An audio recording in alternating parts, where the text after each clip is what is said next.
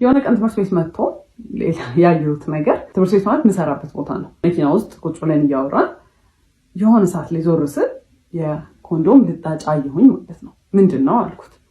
ምንድን ነው ምናምን አለኝ።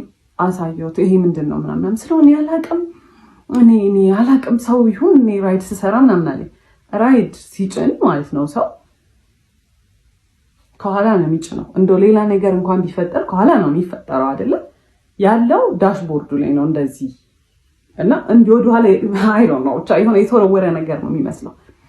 ከዛ አላቅም ምናምን አለኝ። አይወሶማል ግን ፎር ሰም ሪዘን ማለት ነው የዛኔ ያሰብኩት ቢካዝ የሚያሳየኝ ነገር ሌላ ስለሆነ በቃ እሱ መቼም አይሆንም እኔ ላይ እንዴት እንደዚህ ያደርጋል።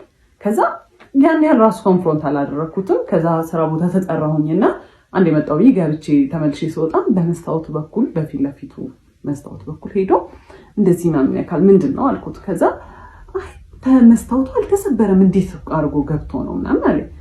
ላይክ ይሄ ሰው የደደብ ነው እንዴት ነው በመስታወት ሰብሮ ሰው ይሄን የሚያስገባው ምናምን ብዬ I was hurt ግን አይ መቼም አይሆንም በቃ ዲና ያለ ይሄ በቃ I'm unique አይደለ እኔ መቼም ሳይደረግብኝ ብዬ ነበር ማሰብ for some reason። ከዛ በኋላ አየሁኝ። ከዛ ገባሁኝና ስራ ቦታ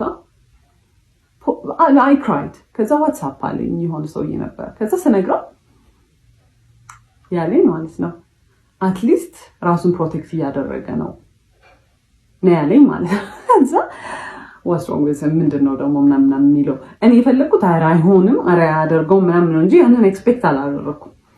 ከዛ እንዳልኳችሁ I was so stupid በስትክክል እንኳን ሳናወራበት በቃ አለፍኩት ማለት ነው። በስትክክል እንግዲህ ሳይን እየሰጠኝ ነው ይሄ ሰውዬ